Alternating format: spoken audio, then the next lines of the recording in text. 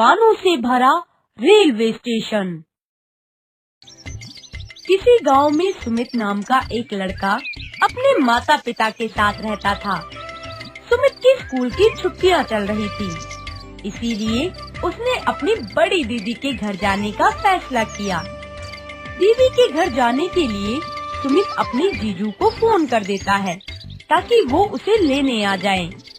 सारा सामान पैक करके सुमित बड़ी ही एक्साइटमेंट के साथ अपनी दीदी के घर के लिए निकल जाता है। स्टेशन पर पहुंचकर सुमित ट्रेन का इंतजार करने लगता है।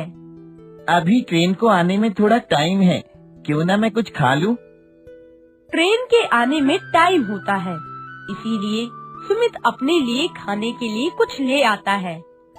वहीं थोड़ी देर के इंतजार के बाद ट्रेन आ जाती है और वो उसमें चढ़ जाता है।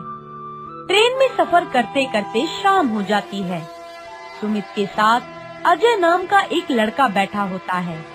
क्योंकि दोनों अकेले होते हैं, इसीलिए दोनों में बातचीत होने लगती है।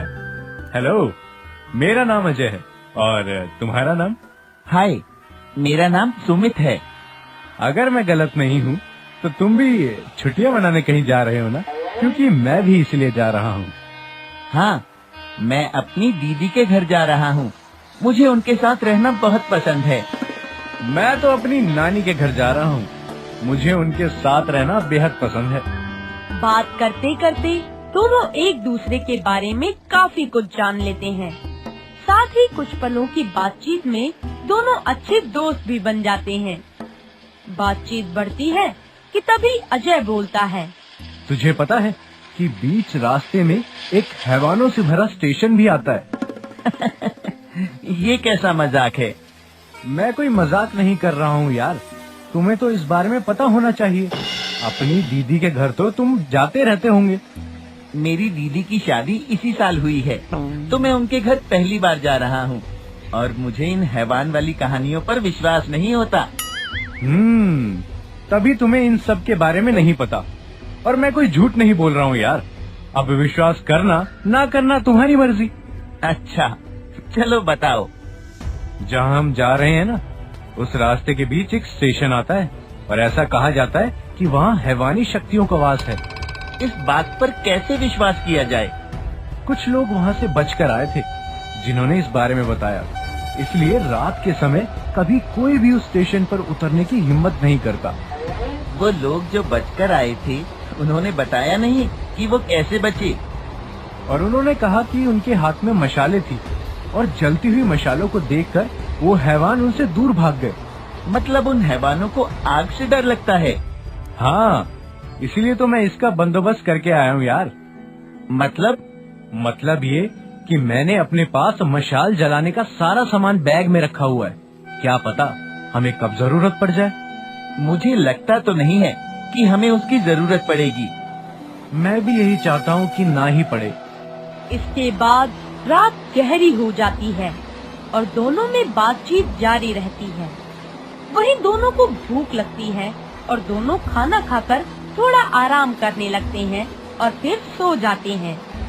थोड़ी देर के बाद दोनों को बाहर से शोर आता है, जिससे दोनों की आंखें खुल जाती हैं और शोर का पता लगाने के लिए दोनों बाहर की तरफ जाते हैं।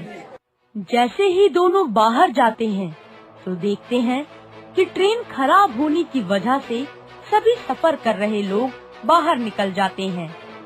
जगह को ठीक से देखने के बाद अजय की हालत खराब हो जाती है, जिसके बाद वो सुमित को बोलता है, सुमित, हम उसी हैवानों से भरे स्टेशन पर हैं। तुम्हें पक्का पता है ना कि हम वही हैं? हाँ, ये वही स्टेशन है।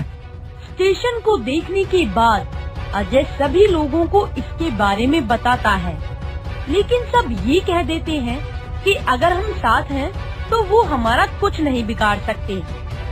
किसी को डरने की कोई जरूरत नहीं है। ये सुनकर सुमित कहता है, बात तो सही है अजय, जब हम साथ हैं तो हमारा वो हैवान भी कुछ नहीं कर सकते। बस थोड़ी देर की बात है, ट्रेन ठीक होते ही हम सब यहाँ से निकल जाएंगे। सुमित की बात मानते हुए अजय डरना छोड़ देता है और वहीं पर सबके साथ खड़ा हो जाता है। सभी लोग ट्रेन के ठीक होने का इंतजार करने लगते हैं कि तभी सुमित कहता है, यार मुझे बहुत भूख लग रही है, चलना खाने के लिए कुछ देखते हैं। पर खाना ढूंढने के चक्कर में कहीं हम इन सब से दूर ना हो जाए। नहीं होंगे, चलना, मुझे बहुत तेज भूख लग रही है। सुमित की बात मानते हुए अजय उसके साथ चलने के लिए तैयार हो जाता है और फिर कहता है, रुक, मैं सामान लेकर आता हूँ। ऐसे जाना हम दोनों के लिए ठीक नहीं है। अजय सामान ले आता है और दोनों खाने की तलाश में निकल जाते हैं। काफी देर तक घूमने के बाद दोनों को कुछ भी खाने को नहीं मिलता। साथ ही वो दोनों देखते हैं कि चलते चलते दोनों काफी दूर तक आ गए हैं। इसके बाद अजय कहता है, हम काफी दूर आ गए यार, हमें चलना चाहिए। हाँ, तू ठीक कह रहा है। दोनों वापस जाने ही वाले होते हैं कि तभी दोनों को पास के जंगल से खाने की खुशबू आती है। जिसके बाद सुमित कहता है, यार खुशबू तो बहुत अच्छी आ रही है, हमें जाकर देखना चाहिए। तेरा दिमाग खराब हो गया है। पता भी है ये वही जंगल है जहाँ उन हैवानों का डेरा है। देख, अगर कुछ होना होता तो अब तक हो चुका होता, लेकिन कुछ हुआ तो नहीं ना। चल अब ज्यादा मत सोच और चल मेरे साथ। दोनों जंगल की तरफ निकल जाते हैं और खुशबू का पीछा करने लगते हैं। थोड़ी दूर जाने के बाद दोनों देखते हैं कि कुछ लोग जंगल के बीचों बीच कुछ कर रहे हैं। ये देखकर अजय बोलता है, मुझे कुछ ठीक नहीं लग रहा, क्यों ना हम छुपकर देखें। दोनों छुपकर उन लोगों को देखने लगते हैं। जैसे ही दोनों पास जाकर देखते हैं तो वो दोनों काफी हैरान हो जाते हैं। दोनों देखते हैं कि सभी लोग बड़ी बड़ी बंदूकों को एक बक्से में बंद कर रहे हैं। साथ ही उनके पास बड़े ही भयानक हैवानों वाले कॉस्ट्यूम पड़े हैं। साथ ही वो लोग वहीं पर अपने लिए खाना पका रहे थे, जिसकी खुशबू सुमित को आ रही थी। ये सब देखकर दोनों को सब कुछ समझ में आ जाता है। अब समझ आया कि यहाँ क्या हो रहा है। यानी ये हैवानों वाली बात इसलिए फैलाई गई क्योंकि ये लोग अपना काला कारोबार छुपाना चाहते थे। हाँ, हमें कुछ करना चाहिए।